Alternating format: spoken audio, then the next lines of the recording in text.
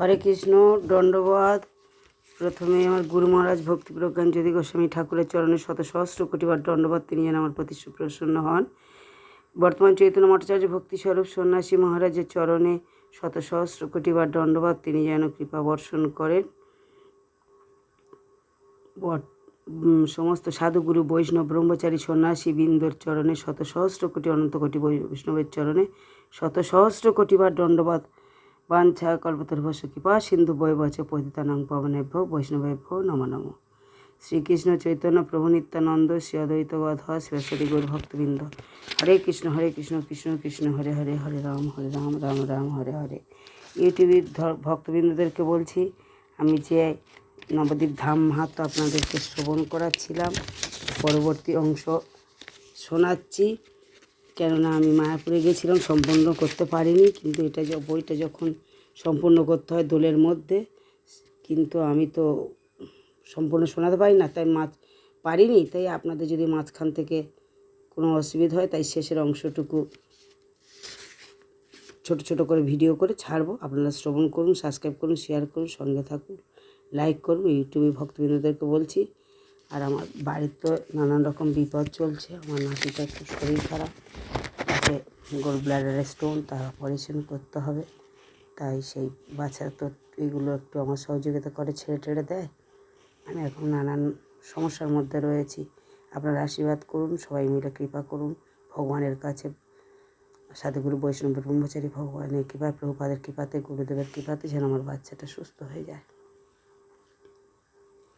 তাই এই যে আমি একাদশ অধ্যায়ে শ্রী জয়দেবকে রাজা আহ্বান জানালেন তার গৃহে যেতে। রাজা বলল, এই রাজ্য ছেড়ে চলে যাবো। সে পরবর্তী অংশ আবার শোনাচ্ছি। নারায়ণ নমস্কৃত্যং নরচৈব নরোত্তমং দেবীং সরস্বতী ভাসিং তৎ জয়মুদীরয়েৎ।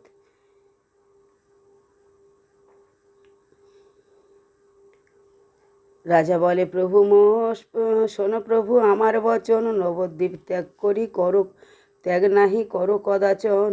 তব বাক্য সত্য হবে, মরি ইচ্ছা রবে, হেন কার্য করো দেবে, মোরে কৃপা যাবে। গঙ্গা পারে চম্পক হট্টক স্থান মনোহর, সেই স্থানে থাকো তুমি 2-1 বৎসর। মম ইচ্ছা মতে আমি তথা না যাইব, তবে ইচ্ছা হলে তব চরণ হেরিব। রাজার বচন শুনি মহাকবিবর, সম্মত হইয়া বলে বচন সত্তর। যদ্যপিও বিষয়ী তুমি, এ রাজ্য তোমার, কৃষ্ণ ভক্ত তুমি তব নাহিক সংসার। পরীক্ষা করিতে আমি বিষয়ী বলিয়া, সম্ভাষিনী তবু তুমি সহিলে শুনিয়া। এতএব জানিলাম তুমি কৃষ্ণ ভক্ত, বিষয় লইয়া ফেরো হয়ে অনাসক্ত।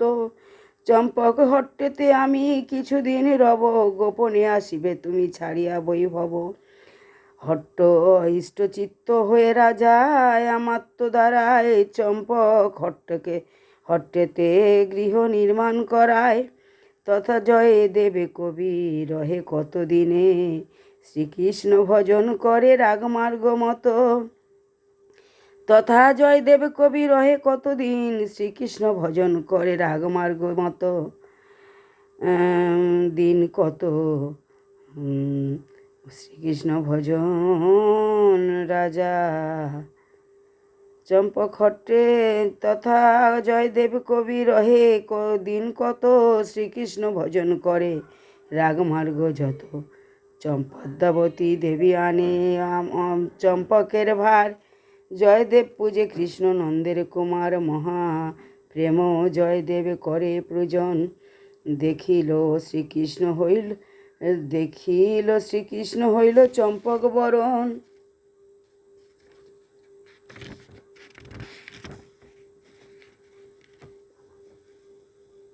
তাই চাম্পা ফুল এনে মালা গেঁথে জয়দেবের হস্তে দিল। জয়দেব কৃষ্ণকে পূজা করছে। নন্দকুমার কি করলেন?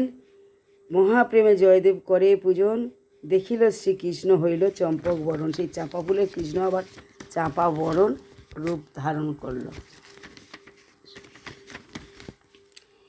উরট সুন্দর কান্তি অতি মনোহর, কোটি চন্দ্র নিন্দি মুখ পরম সুন্দর।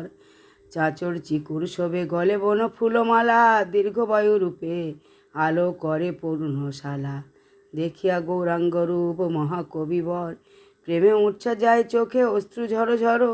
পদ্মাবতী দেবী সেই রূপ নিরখিয়া হইল চৈতন্যহীন ভ্রমেতে পড়িয়া। পদ্মহস্ত দিয়া প্রভু তোলে দুই জনে, কৃপা করি বলে তবে অমিয় বচনে। তুমি মোরে মম ভক্ত পরমে উদার, দর্শন দিতে ইচ্ছা হইল আমার। অতি অল্প দিনে এই নদিয়া নগরে জনম লভিব আমি শচীর উদরে। সর্ব অবতারে সকল ভক্ত শনে, শ্রীকৃষ্ণ কীর্তনে বিতরিব প্রেম ধনে। 24 বৎসরে আমি করিব সন্ন্যাস, করিব অবশ্য লীলা চলেতে নিবাস। তথা ভক্তগণ সঙ্গে মহাপ্রেমাবেশে, শ্রীগীত গোবিন্দ আশা দিব অবশেষে। তব বিচরিত গীত গোবিন্দই আমার, অতিশয় প্রিয় বস্তু কহিলাম সার। এই নবদ্বীপ ধাম পরম চিন্ময়, দেহান্তে আসিবে হেতা কহিনু নিশ্চয়। এবে তুমি দোহে যাও যথা লীলাচল, জগন্নাথের সেব গিয়া পাবে প্রেমধন।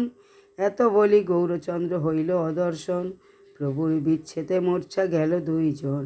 মূর্ছা শেষে অনর্গল কাঁদিতে লাগিল, কাঁদিতে কাঁদিতে সব নিবেদন কইল।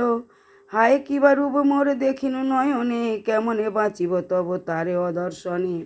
নদিয়া ছাড়িতে প্রভু কেন আজ্ঞা কইল, এই বুঝি ধামে কিছু অপরাধ হইল।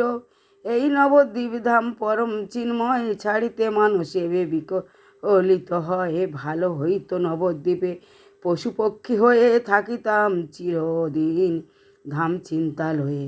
পরাণ ছাড়িতে পারি তবু এই ধাম, ছাড়িতে না পারি এই গুড় মনস্কাম। ওহে প্রভু শ্রী গৌরাঙ্গ কৃপা বিতরিয়া, রাখো আমা দোহে হেতা শ্রীচরণ দিয়া। বলিতে বলিতে দোহে কাঁদে উচ্ছরায়, দৈববাণী সেই ক্ষণে শুনিবারে পায়। দুঃখ নাহি করো দোহে যাও লীলাচল, দুই কথা হবে চিত্ত না করো চঞ্চল। কিছুদিন পূর্বে দোহে করিলে মানস, লীলাচলে যাও করি কতক দিবাস, করি কতক দিবস। সেই বাঞ্ছা জগৎবন্ধু পুরাইল তব, জগন্নাথ চাহে তব দর্শন সম্ভব। জগন্নাথ তুষি পুনঃ ছাড়িয়া শরীর, নবদ্বীপে দুইজনে নিত্য হবে স্থির। দৈববাণী শুনি দোহে চলে ততক্ষণ, পাছে ফিরি নবদ্বীপে করেন দর্শন। ছল ছল করে নেত্র জলধারা বহে, নবদ্বীপবাসীগণে দৈন বাক্য কহে। তোমায় করিয়া কৃপা এই দুইজনে, তোমরা করিয়া কৃপা এই দুইজনে। অপরাধ করিয়াছি করহ মার্জনে। অষ্টদল পদ্মসহ নবদ্বীপ ভাই, দেখিতে দেখিতে দোহে কত দূরে যায়। দূরে গিয়া নয় নবদ্বীপ ছাড়ি দেখে আর, কাঁদিতে কাঁদিতে গৌরী ভূমি হয় পার। গৌর ভূমি হয় পার, কত দিলে লীলা চলে পৌঁছিয়া দুইজনে। জগন্নাথ দর্শন কইল হিষ্ট মনে, ওহে জীব ওহে এই জগন্নাথ স্থান হয়। উচ্চভূমি মাত্র আছে বৃদ্ধ লোকে কয়। জয়দেব স্থান দেখি শ্রীজীব তখন, প্রেমে গড়াগড়ি যায় করে রোধন। ধন্য জয়দেব কবি, ধন্য পদ্মাবতী, শ্রীগীত গোবিন্দ ধন্য, ধন্য কৃষ্ণের অতি। জয়দেব ভোগ কইল যেই প্রেম সিন্ধু, কৃপা করি দেহ মরে তারে এক বিন্দু। এই কথা বলি জীব ধর নীলটায়, নিত্যানন্দ শ্রীচরণে গড়াগড়ি যায়। সেই